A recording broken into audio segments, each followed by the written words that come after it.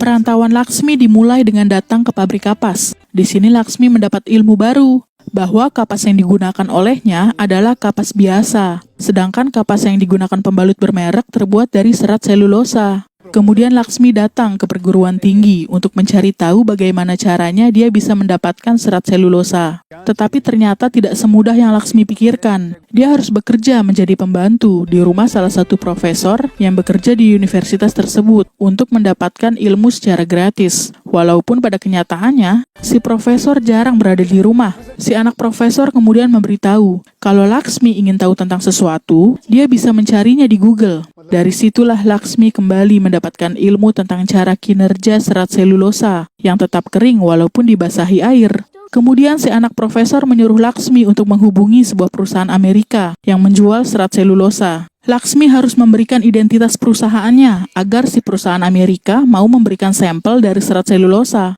Dibantu dengan si anak profesor yang jago bahasa Inggris dan sedikit trik, akhirnya Laksmi bisa mendapatkan sampel serat selulosa. Paket dari Amerika pun akhirnya tiba, tetapi Laksmi bingung, karena ketika dia membuka paket, yang dia temukan hanya lembaran seperti karton tebal. Ketika Laksmi membuangnya, si anjing milik profesor mencakar-cakar lembaran karton tebal itu, dan mulai terbentuklah butiran-butiran serat selulosa. Pada saat itu, si profesor melihatnya. Laksmi langsung menjelaskan maksud dan tujuan dia yang sebenarnya. Keinginannya untuk membuat pembalut terbentuk dari rasa ingin melindungi istrinya. Saat malam, si profesor membangunkan Laksmi untuk menjelaskan bahwa Laksmi perlu membeli mesin pembuat pembalut yang bisa menghasilkan 100 pembalut dalam semenit. Dan harganya sudah pasti sangatlah mahal. Tetapi si profesor bilang bahwa ucapan Laksmi soal keinginannya untuk melindungi istrinya itu lebih mahal daripada harga mesin itu. Yang perlu Laksmi lakukan adalah bekerja lebih keras dan hasilkan lebih banyak uang.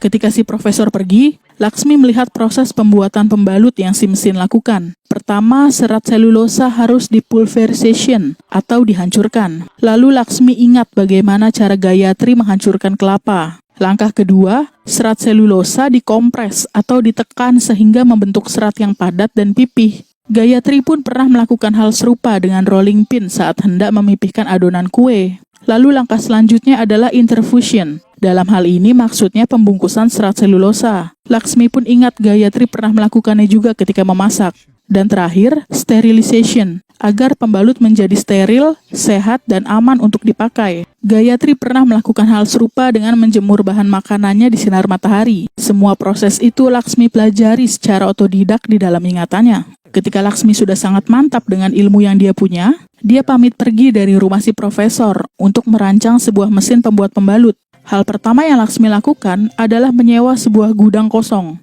Lalu dia membeli peralatan untuk merancang si mesin. 4 step dalam proses pembuatan pembalut itu fokus utama Laksmi saat ini. Maka dari itu, dia harus membuat 4 buah mesin, yaitu mesin penghancur, pemadat atau penekan, pembungkus dengan bahan kain yang dia pesan di Malaysia, dan sterilisasi dengan ultraviolet. Akhirnya jadilah pembalut yang persis dengan yang dijual di apotik. Bahkan menurut Laksmi, pembalutnya jauh lebih bagus. Tetapi dia mulai berpikir, apa pembalut itu bagus menurut Gayatri? Lalu Sin beralih ke sebuah pertunjukan tabla, sejenis alat musik perkusi India, yang dimainkan oleh wanita bernama Pari. Pari adalah wanita berpendidikan dan berasal dari kota di India yang modern. Usai pertunjukan, Pari tiba-tiba datang bulan. Teman-temannya langsung sibuk mencari apotik yang masih buka untuk membeli pembalut. Tetapi karena sudah larut malam, semua apotik sudah tutup.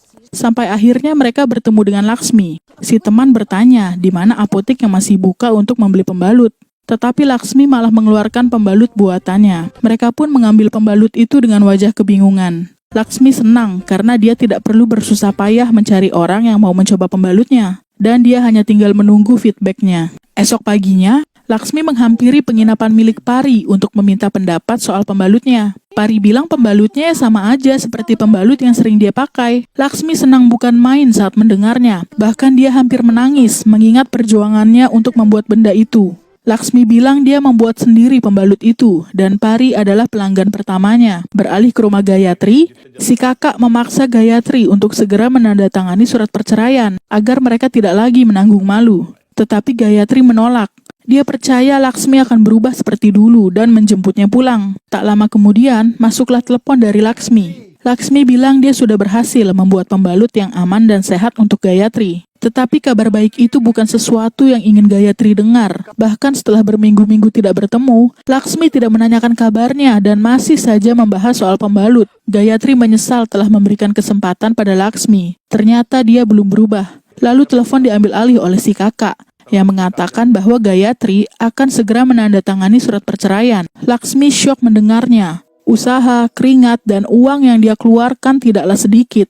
Tetapi respon seperti itulah yang justru dia dapatkan. Lalu datang Pari yang penasaran. Kenapa ada pria yang mau membuat pembalut untuk wanita? Kemudian Laksmi menunjukkan pabrik kecilnya. Pari agak terkejut melihat proses pembuatan pembalut murah itu. Tetapi Laksmi bilang, pembalut murah itu dibuat dengan menghabiskan malam tanpa tidur, dengan hutang 90.000 rupiah, dengan harga diri dan sedikit kecerdasan, untuk seorang istri yang pada akhirnya tidak menganggap jeripayahnya. Laksmi memberikan 5 pembalut lagi untuknya. Pari pun menambahkan sebuah saran. Jika pembalut diberi perekat agar bisa menempel pada pakaian dalam, itu akan jauh lebih baik lagi. Pari diminta ayahnya untuk mencoba masakannya. Mengapa semua orang menjadikannya kelinci percobaan? Setelah disuruh mencoba pembalut, sekarang dia disuruh mencoba makanan ayahnya. Dari sinilah awal terbukanya jalan kesuksesan Laksmi. Ketika Laksmi sedang ditagih hutang oleh rentenir, tiba-tiba ada telepon dari Pari yang mengatakan bahwa Laksmi bisa mengikut sertakan mesin pembuat pembalutnya di kompetisi inovasi di Delhi. Dan info soal kompetisi itu, ayah Pari lah yang memberitahu. Jika mesin buatan Laksmi menang, dia ataupun si mesin akan dikenal di seluruh dunia dan dia berhak mendapatkan uang senilai 200.000 rupiah. Laksmi merasa bahwa inilah saat dimana jeripayahnya harus membuahkan hasil. Kemudian Laksmi meminjam 500 rupiah lagi untuk ongkos pergi ke Delhi. Singkat cerita, Laksmi sudah menyusun mesinnya dan mulai mempresentasikannya kepada para juri. Laksmi bilang pembalutnya dibuat dengan hand automatic dan dapat dijual dengan harga 2 rupiah saja. Murah, tetapi kualitasnya tidak jauh berbeda dengan pembalut yang sudah memiliki brand. Dan semua wanita di India bisa menggunakannya tanpa perlu khawatir soal harga. Dan jelas kesehatan adalah jaminan utama. Ketika pengumuman pemenang, Laksmi memang tidak mendapatkan posisi pertama, tetapi dia mendapatkan penghargaan inovasi perubahan kehidupan tahun ini. Dan si pemberi penghargaan adalah Amitabh Bachchan. Jika di Amerika ada Superman, Batman, dan Spider-Man, tapi di India ada Padman, si superhero sesungguhnya. Kemenangan Laksmi diberitakan di surat kabar, hingga seluruh warga desa mengetahui keberhasilannya. Bahkan tidak bisa dipungkiri, sang ibu dan Gayatri terharu melihat keberhasilan Laksmi. Ketika di rumah Pari, mereka mengadakan pesta kecil untuk merayakan keberhasilan Laksmi. Kemudian ayah Pari memberitahu bahwa hak cipta atas mesin Laksmi sedang diproses, sehingga tidak ada yang bisa menirunya. Laksmi bingung, kenapa mesinnya harus diberi hak cipta? Biarkan mereka menirunya sehingga bisa menghasilkan sesuatu dari mesin itu. Pari kemudian menjelaskan, jika mesin Laksmi sudah berhak cipta, akan banyak perusahaan-perusahaan yang ingin memilikinya. Laksmi pasti akan mendapatkan jutaan rupiah. Lalu Laksmi berpendapat, kenapa mereka harus membeli mesinnya yang dibuat seharga 90.000 rupiah dengan harga jutaan? Bagi Laksmi, penghargaan tadi sudah cukup. Intinya Laksmi tidak ingin mesinnya menghasilkan jutaan rupiah, tetapi dia ingin mesinnya berguna untuk jutaan orang. Maka esok paginya dia pergi meninggalkan rumah Pari untuk kembali ke pabrik kecilnya. Tidak lupa dia meninggalkan sebuah pembalut yang sudah diberi perekat, sesuai dengan saran yang pernah Pari berikan. Ketika sampai di pabrik kecilnya, para warga menyambutnya. Laksmi kemudian mendemokan mesinnya di depan para warga. Ketika selesai, Laksmi memberikan pembalutnya kepada salah satu anak gadis, dan di situ mereka semua terkejut. Baru tahu bahwa mesin yang Laksmi buat ternyata mesin pembuat pembalut. Karena sebenarnya dari awal mereka tidak tahu mesin apa yang Laksmi buat. Mereka hanya membaca halaman depan tanpa membaca keseluruhan berita di halaman belakang. Laksmi kesal dan dia pun menelpon Pari, menyuruhnya untuk membuatkan hak cipta atas mesinnya. Tiba-tiba datang Bablu untuk menyuruh Laksmi pulang ke desa mereka dan mengunjungi ibunya. Laksmi tidak mau, dia hanya memberikan uang kepada Bablu untuk ibunya. Setelah kepergian Bablu, muncullah Pari yang ingin membantu Laksmi memasarkan pembalutnya. Tak diduga pembalut Laksmi laku terjual. Hal yang menjijikan menurut warga bukanlah si pembalutnya, melainkan sosok Laksmi yang notabene adalah laki-laki yang membuat pembalut. Jika pembalut itu dipasarkan oleh orang yang tepat, sudah pasti warga mau menerimanya dengan mudah. Lalu Pari menyuruh Laksmi untuk membuat pembalut sebanyak mungkin. Dan dia pun memutuskan untuk menginap di pabrik kecil Laksmi. Dia bertekad akan terus membantu Laksmi hingga sukses. Bahkan Pari rela tidur panas-panasan dengan banyak nyamuk. Keesokan paginya, warga setempat bernama Savitri berteriak meminta tolong karena suaminya yang pemabuk ingin menjual anaknya demi mendapatkan uang. Savitri ini adalah pembeli pertama pembalut yang Pari jual kemarin. Savitri akhirnya berlindung di pabrik kecil Laksmi dan mulai ikut Pari untuk berjualan pembalut. Bahkan Laksmi mengajari proses pembuatannya kepada Savitri. Savitri kemudian mengajak ibu-ibu yang lain untuk belajar berjualan dan membuat pembalut. Suatu hari, Savitri mengusulkan bahwa Laksmi harus memberi nama untuk pembalutnya, karena para warga masih malu dengan sebutan pembalut. Pari takjub dengan saran brilian dari Savitri. Nama yang tercetus di pikiran Laksmi dan Savitri adalah Pari. Kesuksesan Laksmi membuka jalan rezeki bagi ibu-ibu di daerah itu. Penjualan pembalut semakin meningkat setiap harinya. Tidak cukup sampai di situ, Pari membantu para ibu-ibu untuk meminjam modal di bank, sehingga mereka bisa membeli mesin buatan Laksmi dan mengembangkan usaha pembuatan pembalut mereka sendiri. Semakin banyak mesin yang dibuat, semakin banyak pula pembalut yang diproduksi untuk seluruh warga India yang kurang mampu. Rencana Pari berhasil. Penjualan pembalut semakin meluas, bahkan kini merambah ke sekolah-sekolah. Setiap harinya, penggunaan kain kotor pun semakin berkurang. Ibu-ibu yang minim pendidikan pun kini bisa menghasilkan uang sendiri. Tidak hanya untuk ibu-ibu, para laki-laki juga berkesempatan untuk bekerja sebagai pembuat mesin. Tanpa Laksmi sadari, dia dan Pari telah membuka peluang pekerjaan bagi banyak orang. Sisi baik lainnya, hubungan keduanya menjadi semakin intens. Ketika pabrik kecil Laksmi ingin diliput media, Pari tiba-tiba merapikan baju Laksmi, sama persis yang pernah Gayatri lakukan pada dirinya dulu. Karena liputan itu, Laksmi masuk TV dan disaksikan oleh banyak orang yang dulu mengenalnya, mulai dari profesor dan anaknya, lalu si mahasiswi kedokteran, ibu dan saudaranya, serta Gayatri. Dan yang lebih gilanya, setelah mesinnya dikenal banyak orang lewat televisi, pemesanan mesin meningkat tajam. Bahkan mereka menerima pesanan dari Cina dan Afrika juga. Di satu sisi, Gayatri datang ke rumah Bablu untuk meminta nomor telepon Laksmi. Kembali ke Laksmi, dia mendapat undangan sebagai pembicara di New York. Maka pergilah Laksmi ditemani Pari. Ketika hendak naik ke atas panggung, Laksmi dilanda kegugupan, bahkan meminta Pari untuk menemaninya naik ke atas. Tetapi tiba-tiba saja Pari menciumnya. Lalu naiklah Laksmi ke atas panggung dan mulai berpidato. Karena Laksmi berbicara bahasa Hindi, setiap ucapannya selalu diinterupsi oleh si penerjemah. Laksmi pun menyuruh si penerjemah untuk duduk saja, dan biarkan dia berpidato dengan caranya sendiri. Isi pidatonya benar-benar bagus untuk disimak. Nama Laksmi ternyata memiliki arti uang, tetapi Laksmi tidak mengejar uang, karena jika dia mengejar uang, dia tidak akan mendapatkan julukan Batman. Semua orang selalu berdoa meminta uang dan hidup tanpa masalah. Menurutnya, jika manusia ingin hidup tanpa punya masalah, lebih baik mati saja. Karena ketika masalah datang, pada saat itulah munculnya kesempatan untuk hidup lebih baik.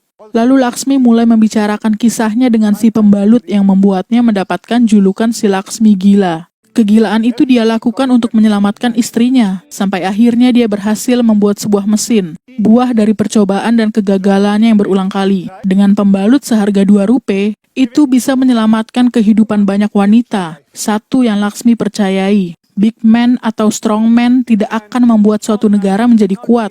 Tetapi jika memiliki seorang ibu yang sehat, saudara yang sehat, dan perempuan lain yang sehat, maka negara akan menjadi kuat.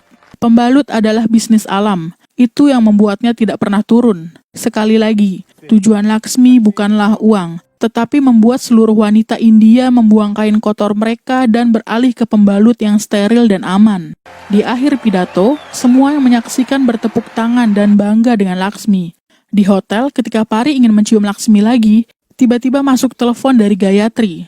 Esok harinya mereka pun kembali ke India. Di dalam pesawat Pari bilang bahwa satu ciuman saja tidak membuat mereka menjadi sepasang kekasih. Ketika sampai di bandara India, ayah Pari menyambut mereka dan memberitahu kabar baik bahwa Laksmi mendapatkan penghargaan Padma Shri, yaitu sebuah penghargaan warga sipil tertinggi keempat di Republik India. Tetapi buruknya, keduanya harus berpisah. Sebelum pergi, Laksmi bilang bahwa nama Pari akan selalu ada di hati Laksmi. Di mobil, ayahnya bertanya kenapa Pari tidak mengutarakan perasaannya kepada Laksmi dan malah membiarkan dia pergi. Pari bilang, jika Laksmi ikut dengannya, dia akan merasa kecil. Jika di desanya, dia akan membuat orang lain bahagia dan melakukan sesuatu yang besar. Setibanya di desa, Laksmi disambut oleh para warga yang dulu pernah mengusirnya. Mereka kini menyambut Laksmi penuh dengan sukacita. Satu hal positif lain dari Laksmi, walaupun dia sudah sukses, dia tidak pernah lupa dengan istrinya. Dia menerima Gayatri kembali, dan seluruh warga kini sudah tidak menganggap pembalut sebagai hal yang tabu untuk dibahas. Di sini aku salut sama sikap Laksmi yang tidak pantang menyerah dan tidak lupa asal-usulnya. Bahkan setelah dihina habis-habisan dengan warga desa dan keluarga Gayatri, Laksmi masih mau menerima mereka semua. Satu lagi, kebesaran hati Pari patut diacungi jempol. Dia loh yang menemani dan membantu Laksmi hingga sukses, bukannya Gayatri yang selalu menentang apa yang ingin Laksmi lakukan. Menurutku film ini bagus banget, syarat akan pesan moralnya. Film India nggak melulu tentang cinta-cintaan atau gelendotan di batang pohon. Dan sebenarnya masih banyak sih film India lain yang sekece film ini. Oke guys, terima kasih sudah mau menyaksikan 2 part pembahasan alur cerita Batman. Sampai ketemu di next video.